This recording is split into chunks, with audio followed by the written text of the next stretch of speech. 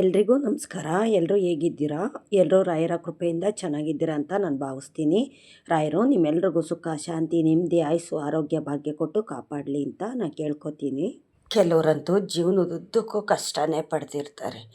ಎಷ್ಟು ಕಷ್ಟಪಡ್ತಿರ್ತಾರೆ ಅಂತಂದರೆ ಪಾಪ ಅವ್ರಿಗೆ ತಡ್ಕೊಳಕ್ಕೂ ಆಗೋದಿಲ್ಲ, ನೆನೆಸ್ಕೊಳ್ಳೋಕ್ಕೂ ಆಗೋದಿಲ್ಲ, ಆ ಕಷ್ಟ ಅನುಭವಿಸೋಕ್ಕೂ ಆಗೋದಿಲ್ಲ. ಹಿಂದೆ ನಡೆದಿದ್ದ ಕಷ್ಟನ ಅವ್ರಿಗೆ ಇವತ್ತು ನೆನೆಸ್ಕೊಂಡ್ರೆ ನಿನ್ನೆ ಎಷ್ಟು ನಾನು ಕಷ್ಟಪಟ್ಟೆ ಅಂತ ಅನ್ಕೋತಾರೆ. ಆದರೆ ನಾಳೆ ಬರೋ ಕಷ್ಟ ಅವರು ನೆನೆಸ್ಕೊಳ್ಳೋಕ್ಕಾಗೋದಿಲ್ಲ. ಆದರೆ ಹಿಂದೆ ನಡೆದಿದ್ದ ಕಷ್ಟಕ್ಕಿಂತ ಹೆಚ್ಚಾಗಿ ಭಯಾನಕ ಕಷ್ಟ ಅನ್ನೋದು ಅವ್ರಿಗೆ ಕೊಡ್ತಿರ್ತಾರೆ. ಏಕೆ ಅಂತಂದರೆ ಒಬ್ಬ ಮನುಷ್ಯ ಭೂಮಿ ಮೇಲೆ ಹುಟ್ಟೋದೇ ತಪ್ಪ, ಭೂಮಿ ಮೇಲೆ ಬದುಕಿರೋದೇ ತಪ್ಪ, ನಾನು ಜೀವಂತವಾಗಿರೋದೇ ತಪ್ಪ, ಏನು ದೇವರೇ ನನಗಿಷ್ಟೊಂದು ಕಷ್ಟ ಕೊಡ್ತಾ ಇದೆಯಾ ಅಂತ ಕೆಲವರು 3 ಹೊತ್ತು ದೇವ್ರ ಮುಂದೆ ಕೂತ್ಕೊಂಡು ಕಣ್ಣೀರು ಹಾಕ್ತಿರ್ತಾರೆ. ಏಕೆ ಅಂತಂದರೆ ಅವ್ರ ಪರಿಸ್ಥಿತಿ ಆ ಥರ ಇರುತ್ತೆ. ಒಂದೊಂದು ದಿನ ಒಂದೊಂದು ಥರ ಕಷ್ಟ ಅನ್ನೋದು ಕೊಡ್ತಿರ್ತಾರೆ. ಜನ ಒಂದು ರೀತಿ ಕಷ್ಟ ಕೊಟ್ಟರೆ ಭಗವಂತ ಒಂದು ರೀತಿ ಕಷ್ಟ ಕೊಡ್ತಿರ್ತಾರೆ. ಅವರು ಕಷ್ಟಪಟ್ಟು ದುಡಿತಿರ್ತಾರೆ, ಆದರೆ ಅವ್ರ ದುಡಿಮೆಗೆ ಒಳ್ಳೆ ಬೆಲೆ ಅನ್ನೋದು ಸಿಕ್ಕೋದಿಲ್ಲ. ಏಕೆ ಅಂತಂದರೆ ಈಗ ನಾವೆಲ್ಲರೂ ಒಂದು ಕಡೆ ಕೆಲಸಕ್ಕೆ ಹೋಗ್ತೀವಿ, ಅಲ್ಲಿಂದ ನಮಗೊಂದು ಕೈ ತುಂಬ ಒಂದು ಸಂಬಳ ಅನ್ನೋದು ಬಂದರೆ, ಒಂದು ಹಣ ಅನ್ನೋದು ಬಂದರೆ ಹೇಗಾದರೂ ನಾವೊಂದು ಜೀವನ ಮಾಡ್ಬೋದು. ಆದರೆ ಬಂದಿದ್ದ ಹಣ ನಮಗೆ ಯಾವ ಕಡೆಗೂ ಸಾಕಾಗೋದಿಲ್ಲ. ಅಲ್ಲಿ ನಮಗೆ ತಿಂಗಳಿಗೊಂದು 15-20 ಸಾವಿರ ಅನ್ನೋದು ಬಂದರೆ ನಮ್ಮ ಖರ್ಚೇ ಇಲ್ಲಿ ಜಾಸ್ತಿ ಅನ್ನೋದಿರುತ್ತೆ. ಏಕೆ ಅಂತಂದರೆ ಕಷ್ಟ ನಮ್ಮ ಜೊತೆ ಹೇಗಿರುತ್ತೋ ಖರ್ಚು ಅನ್ನೋದು ಹಾಗೇ ಇರುತ್ತೆ. ನೀರಿನ ಥರ ಹಣ ಖರ್ಚಾಗ್ತಿರುತ್ತೆ. ಆವಾಗ ಹೇಳ್ತಾರೆ, ನಾನು ದುಡ್ದಿದ್ದಕ್ಕೆ ಒಂದು ಫಲ ಅನ್ನೋದು ಸಿಗ್ತಾ ಇಲ್ವಲ್ಲ ಭಗವಂತ, ನನಗೆ ಗಂಜಿ ಕುಡಿಯೋದಕ್ಕೂ ನೀನು ಅನುಗ್ರಹ ಮಾಡಿಲ್ವಲ್ಲ, ನಾನೇನು ತಪ್ಪು ಮಾಡಿದ್ದೀನಿ, ನಾನು ಅಂಥ ಪಾಪಿನ ಅಂತ ನಾವು ರಾಯರ ಮುಂದೆ ಕೂತ್ಕೊಂಡು ಕೆಲವು ಟೈಮಲ್ಲಿ ನಾವು ಕಣ್ಣೀರು ಹಾಕ್ತೀವಿ. ಏಕೆ ಅಂತಂದರೆ ನಮ್ಮ ಕಷ್ಟ ನೆನೆಸ್ಕೊಂಡು ಕಣ್ಣೀರು ಹಾಕೋದು ಬಿಟ್ಟರೆ ಬೇರೆ ಏನೂ ಮಾಡೋಕ್ಕಾಗೋದಿಲ್ಲ. ನಮ್ಗೆ ಒಳ್ಳೇದು ಮಾಡೋದು ರಾಯರೇನೆ, ಕೆಟ್ಟದ್ದು ಮಾಡೋದು ರಾಯರೇನೆ ಅಲ್ವಾ? ಇದನ್ನೆಲ್ಲ ಬಿಟ್ಟು ಮನುಷ್ಯರ ಕೈಲಿ ಒಳ್ಳೇದು ಮಾಡೋಕ್ಕಾಗುತ್ತಾ? ಖಂಡಿತ ಆಗೋದಿಲ್ಲ. ಕೆಟ್ಟದ್ದು ಬೇಕಾದರೆ ಒಬ್ಬ ಮನುಷ್ಯನಿಗೆ ಮಾಡ್ಬೋದು, ಆದರೆ ಒಳ್ಳೇದು ಮಾತ್ರ ಯಾರ ಕೈಲೂ ಮಾಡೋಕ್ಕಾಗೋದಿಲ್ಲ. ಅದು ನನ್ನ ತಂದೆ ರಾಯರೇ ಮಾಡಬೇಕು. ನಾವು ರಾಯರನ್ನ ಎಷ್ಟು ನಂಬಿದ್ದೀವೋ ಅಷ್ಟು ನಮಗೆ ಅನುಗ್ರಹ ಮಾಡ್ತಿರ್ತಾರೆ. ಏಕೆ ಅಂತಂದರೆ ರಾಯರನ್ನ ಸುಮಾರು ಜನ ನಂಬಿದ್ದಾರೆ, ಪೂಜೆನೂ ಸಹ ಮಾಡ್ತಿರ್ತಾರೆ. ಅವ್ರಿಗೆಲ್ಲ ಒಳ್ಳೆಯದೇ ಆಗ್ತಿದೆಯಾ ಅಂತ ಅನ್ನೋದಾಯ್ತು ಅಂತಂದರೆ ಇಲ್ಲ. ಏಕೆ ಅಂತಂದರೆ 90% ಜನಕ್ಕೆ ಒಳ್ಳೆಯದಾಗ್ತಿದ್ರೆ ಇನ್ನು 10 ಭಾಗದಷ್ಟು ಜನ ತುಂಬ ಕಷ್ಟಪಡ್ತಿರ್ತಾರೆ. ಏಕೆಂತಂದರೆ ಅವ್ರಿಗೆ ನೆನೆಸ್ಕೊಳ್ಳೋಕ್ಕೂ ಆಗೋದಿಲ್ಲ, ಅವ್ರಿಗೆ ಅದನ್ನು ಅನುಭವಿಸೋದಕ್ಕೂ ಸಹ ಆಗ್ತಿರೋದಿಲ್ಲ. ಅಂಥ ಕಷ್ಟ ಅನ್ನೋದು ಅನುಭವಿಸ್ತಿರ್ತಾರೆ. ಆದರೆ ಅದೆಲ್ಲ ರಾಯರು ಕೊಡೋದಿಲ್ಲ ಕಷ್ಟನ. ಬೇರೆ ನಿಮಗೆ ಜನದ ರೂಪದಲ್ಲಿ ಕಷ್ಟ ಬರ್ಬೋದು, ಇಲ್ಲ ಬೇರೆ ದೇವ್ರ ರೂಪದಲ್ಲಿ ಕಷ್ಟ ಅನ್ನೋದು ಬರ್ಬೋದು. ಈ ಥರ ಒಂದು ಕಷ್ಟ ಅನ್ನೋದು ಬರ್ತಿರುತ್ತೆ. ಆದರೆ ರಾಯರು ಮಾತ್ರ ಯಾವುದೇ ಕಾರಣಕ್ಕೂ ಯಾರಿಗೂ ಅಷ್ಟೇ ಕಷ್ಟ ಅನ್ನೋದು ಕೊಡೋದಿಲ್ಲ. ನಮಗೆ ಏನೋ ಒಂದು ತೊಂದರೆ ಆಗ್ತಿದೆ ಅನ್ನೋದು ರಾಯರು ಗೊತ್ತಾಗ್ತಿದ್ದಂಗೆ ಆ ಕಷ್ಟನ ದೂರ ಮಾಡ್ತಾರೆ.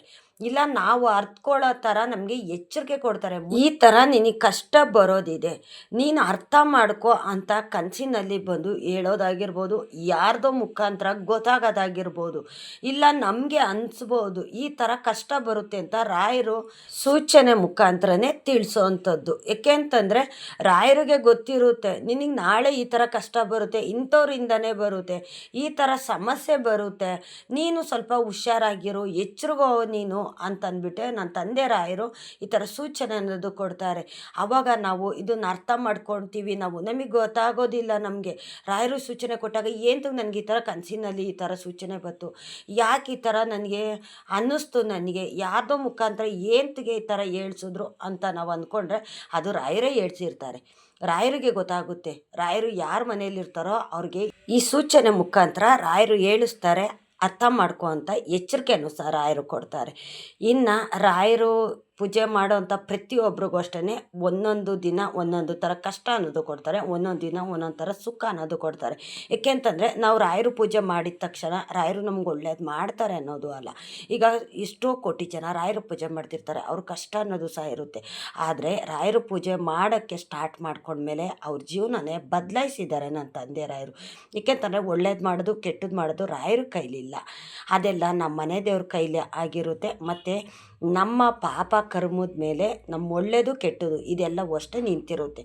ನಮಗೆ ಗೊತ್ತಿರುತ್ತಾ ನಾವು ಕೆಟ್ಟದ್ದು ಮಾಡಿದ್ದೀವಿ, ನಾವು ಒಳ್ಳೆಯದೇ ಮಾಡಿದ್ದೀವಿ ಅನ್ನೋದು ನಮಗೆ ಗೊತ್ತಿರುತ್ತಾ? ಇಲ್ಲ. ನಾವು ಮೊದಲಿಂದ ರಾಯರು ಪೂಜೆ ಮಾಡ್ತಾಯಿದ್ದೀವ? ಇಲ್ಲ.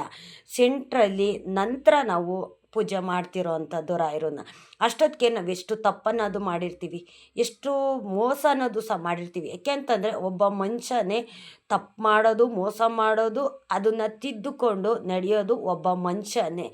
ಪ್ರಾಣಿ ಪಕ್ಷಿ ಆಗಲಿ, ಮರ ಗಿಡ ಆಗಲಿ ಯಾವುದೇ ಕಾರಣಕ್ಕೂ ತಪ್ಪು ಮಾಡೋದಿಲ್ಲ. ಅದು ತಿದ್ದುಕೊಂಡು ಸಹ ಅವು ನಡೆಯೋವಂಥ ಯೋಚನೆಯೂ ಸಹ ಭಗವಂತ ಅವಕ್ಕೆ ಕೊಟ್ಟಿರೋದಿಲ್ಲ. ಮನುಷ್ಯನೇ ತಪ್ಪು ಮಾಡಬೇಕು, ತಪ್ಪು ಮಾಡಿದ್ದು ತಪ್ಪು ಅನ್ನೋದು ಅರಿವು ಮಾಡ್ಕೊ ಅನ್ನೋದು, ತಿದ್ದುಕೊಂಡು ನೀನು ನಡಿ ಅನ್ನೋದು ಅರಿವು ಸಹ ಭಗವಂತನೇ ಕೊಡೋ ಅಂಥದ್ದು. ಹಂಗಾಗಿ ನಾವು ಹಿಂದೆ ಎಲ್ಲ ಸಾಕಷ್ಟು ತಪ್ಪು ಅನ್ನೋದು ನಾವು ಮಾಡಿರ್ತೀವಿ. ನಾವು ಗೊತ್ತಿದ್ದು ಮಾಡಿರ್ತೀವಿ, ಗೊತ್ತಿಲ್ಲದೇನೂ ಸಹ ಮಾಡಿರ್ತೀವಿ. ಆ ತಪ್ಪಿಗೆ ಫಲ ಅನ್ನೋದು ನಾವು ಅನುಭವಿಸ್ಬೇಕಲ್ಲ. ಆ ಫಲನೇ ನಮಗೆ ಇವಾಗ ಕಷ್ಟ ಅನ್ನೋದು ನಾವು ಹೇಳ್ತಾ ಇರ್ತೀವಲ್ಲ, ಆ ಕಷ್ಟಕ್ಕೆ ಫಲ ಅನ್ನೋದು ನಾವು ಅರ್ಥ ಮಾಡ್ಕೋಬೇಕು. ನಾವು ಅನ್ಕೋತೀವಿ, ನಾನು ಯಾರಿಗೂ ಕೆಟ್ಟದ್ದು ಮಾಡಿಲ್ಲ, ನಾನು ಯಾರಿಗೂ ಮೋಸ ಮಾಡಿಲ್ಲ, ನನಗೇಂತ ಕಷ್ಟ ಬರ್ತಿದೆ ಅಂತ ನಾವು ಅನ್ಕೋತೀವಿ. ಇಲ್ಲ, ತಪ್ಪು ಮಾಡಿರ್ತೀವಿ. ನಾವು ಮನುಷ್ಯನಾಗಿ ಹುಟ್ಟಿದ ಮೇಲೆ ಪ್ರತಿಯೊಬ್ಬ ಮನುಷ್ಯನೂ ನಾವು ತಪ್ಪು ಮಾಡಿರ್ತೀವಿ. ಆ ತಪ್ಪು ದೇವ್ರಿಗೆ ಗೊತ್ತಿರುತ್ತೆ, ಭಗವಂತ ಭೂಮಿ ತಾಯಿಗೆ ಗೊತ್ತಿರುತ್ತೆ ನಾವು ಮಾಡಿರೋ ತಪ್ಪು. ಆ ತಪ್ಪಿಗೆ ನೀನು ಶಿಕ್ಷೆ ಅನ್ನೋದು ಅನುಭವಿಸು ನೀನು. ಆವಾಗ ನಂತರ ನಿನ್ಗೆ ಒಳ್ಳೆಯದಾಗುತ್ತೆ. ಆದರೆ ಅದೇ ತಪ್ಪನ್ನೇ ನೀನು ತಿರುಗಿಸಿ ಮಾಡ್ತಿದ್ರೆ ಯಾವುದೇ ಕಾರಣಕ್ಕೂ ನೀನು ತಪ್ಪಿಗೆ ಒಪ್ಪಿಗೆ ಅನ್ನೋದು ಕೊಡೋದಿಲ್ಲ. ಅದಕ್ಕೆ ಪಶ್ಚಾತ್ತಾಪನ ನೀನು ಜೀವನ ಪೂರ್ತಿ ಅನುಭವಿಸ್ಬೇಕು ಅಂತಲೂ ಸಹ ನನ್ನ ತಂದೆ ರಾಯರು ಸೂಚನೆ ಕೊಡ್ತಾರೆ, ನಮ್ಮ ಮನೆ ದೇವರು ಈ ಥರ ಸೂಚನೆ ಕೊಡ್ತಾರೆ. ನಾವು ತಪ್ಪು ಮಾಡಿದ್ದೀವ, ಅದನ್ನು ತಿದ್ದುಕೊಂಡು ನಾವು ನಡೀತಾ ಹೋಗಬೇಕು. ತಿರ್ಗಾ ಅದೇ ತಪ್ಪನ್ನು ನಾವು ಮಾಡ್ತಾ ಹೋಗಬಾರ್ದು. ಒಂದು ಸತಿ ಗೊತ್ತಿಲ್ದಿರೋ ತಪ್ಪಾಯ್ತಾ, ಅದು ತಪ್ಪು ಅನ್ನೋದು ದೇವರು ನಮಗೆ ಸೂಚನೆ ಕೊಡ್ತಾರೆ, ನನ್ನ ತಂದೆ ಸೂಚನೆ ಕೊಡ್ತಾರೆ.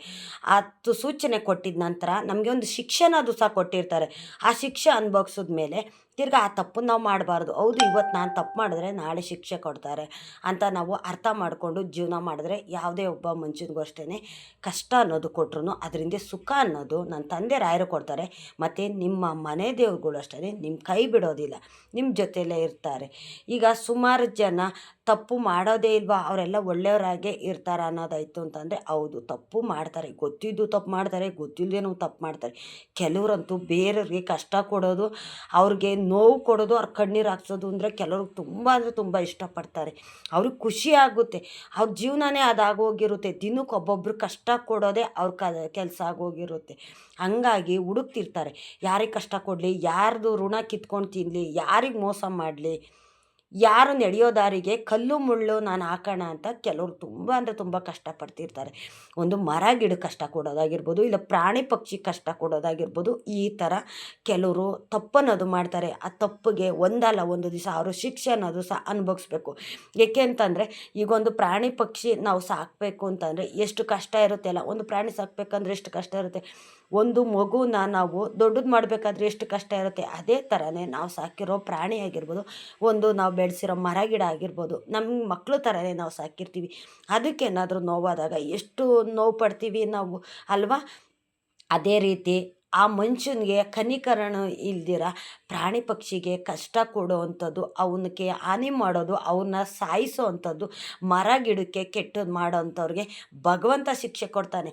ಈಗ ಮನುಷ್ಯನಿಗೆ ಕಷ್ಟ ಕೊಟ್ಟರೆ ಮನುಷ್ಯ ದೇವ್ರ ಮುಂದೆ ಕೂತ್ಕೊಂಡು ಹೇಳ್ಕೊತಾನೆ, ನನಗೆ ಕಷ್ಟ ಕೊಡ್ತಿದ್ದಾರೆ ತಂದೆ, ನೀನು ಕಣ್ಣು ಮುಚ್ಕೊಂಡು ಕೂತಿದ್ಯಾ, ಇದೆಲ್ಲನೂ ನೋಡಿ ನೀನು ಕಣ್ಣು ಮುಚ್ಕೊಂಡು ಕೂತಿದ್ಯಾ ಅಂತ ಅಂದ್ಬಿಟ್ಟು ನಾವು ದೇವ್ರ ಮುಂದೆ ಕೂತ್ಕೊಂಡು ನಾವು ಕಷ್ಟ ಹೇಳ್ಕೊತೀವಿ.